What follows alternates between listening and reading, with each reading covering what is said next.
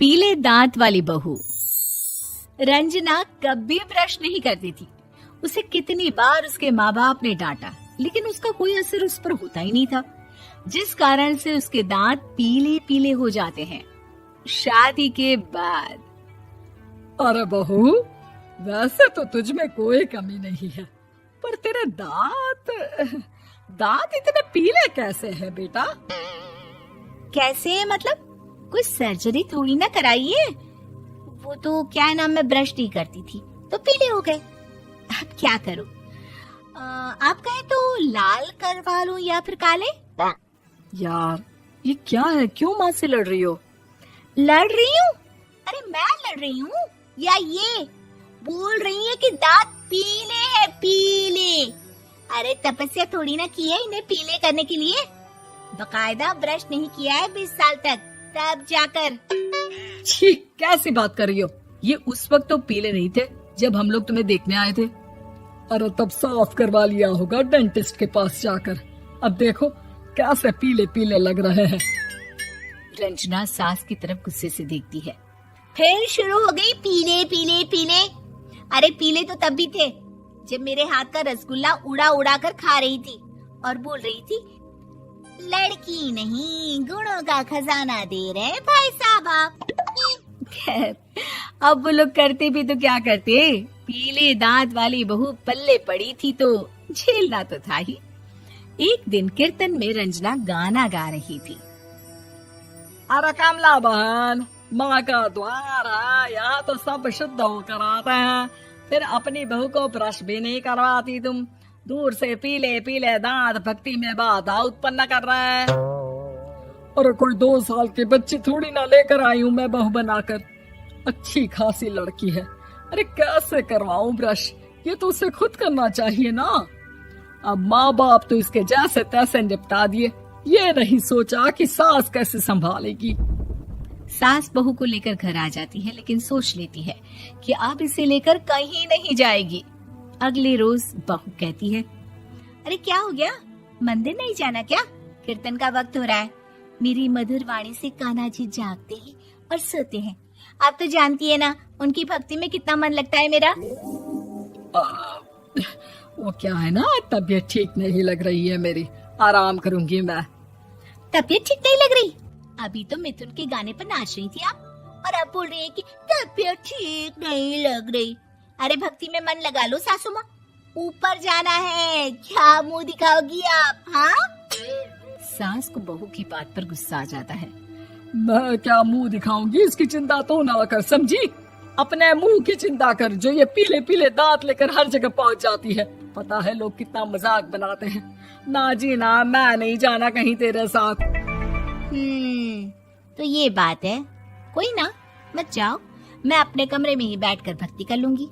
ऊपर वाला दांत थोड़ी ना देखता है, मन देखता है, भावना देखता है। और अरे बस बस, तू सब कुछ दिखा, बस ये सफेद चमकदार दांत ना दिखाना किसी को, है? जा यहाँ से।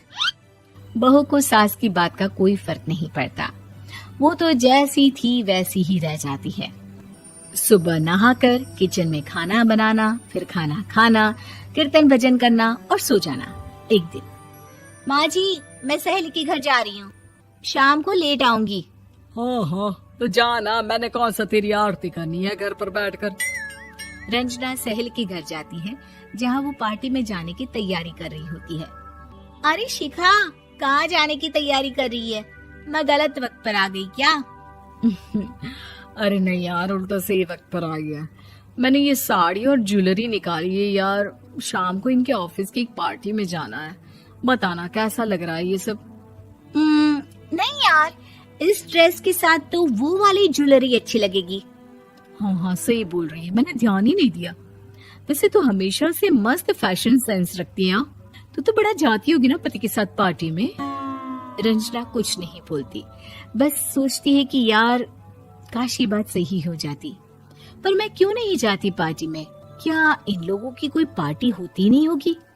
रंजना घर आती है और रात में पति से सवाल करती है, एक बात बताइए, आप मुझे किसी पार्टी में क्यों नहीं ले जाते? क्या आपकी यहाँ ऑफिस में पार्टी नहीं होती? पति बेचारा क्या कहता कि दांत पीले हैं तुम्हारे इसलिए। अरे कोई पार्टी होती नहीं हम लोगों के ऑफिस में, तो कहाँ से लेकर जाऊं? और मार्केट, मॉल, कहीं वीकेंड घूमना, कहीं तो। अरे यार सारे हफ्ते में एक छुट्टी मिलती है, तो सोचता हूँ कि आराम ही कर लूं। क्यों? रंजना मन मार के रह जाती है।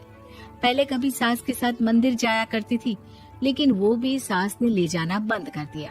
घर बैठी बैठी रंजना बोर हो जाती है। तभी उसे आइडिया आता है और वो मायके जाने का सोचती है। सासू माँ, 2 दिनों के लिए मम्मी के घर जा रही हूँ। अच्छा ठीक है, आराम से जा। और हाँ, माँ से कुछ अच्छी आदत सीख कर आना कि कैसे शरीर के हर भाग की तरह दांतों की सफाई भी जरूरी होती है, समझी? शुरू हो गई ना आप। वो लोग आपकी तरह नहीं है कि छोटी छोटी बात का बतंगड़ बना दे।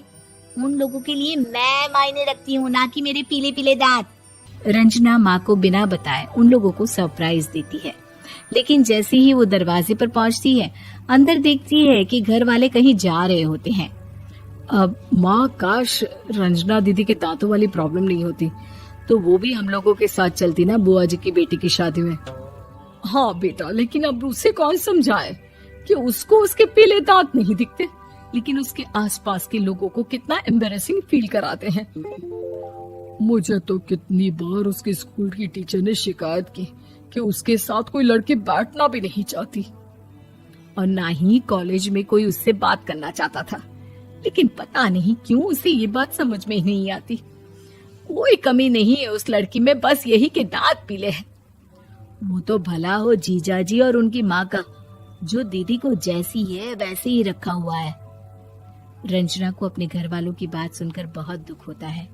वो सोचती है कि वो क्या करे, लेकिन फिर वो सीधा डेंटिस्ट के पास जाती है, अपने दांत चमकाती है और कसम खाती है कि वो रोज ब्रश करेगी। अरे क्या हो गया? तुम तो 2 दिनों के लिए गई थी ना, पर कोई ना, अच्छा है, चलो आ गई तो। रंजना सास के सामने आकर खड़ी हो जाती है और पूरी स्माइल करती है, उसके चमकदार दांतों को दिखाती हुई। है? चले मंदिर। माँ, मुझे माफ कर दीजिए, मैंने आप लोगों को बहुत एम्बैरेसिंग फील करवाया। मैं आज से रोज ब्रश करूंगी।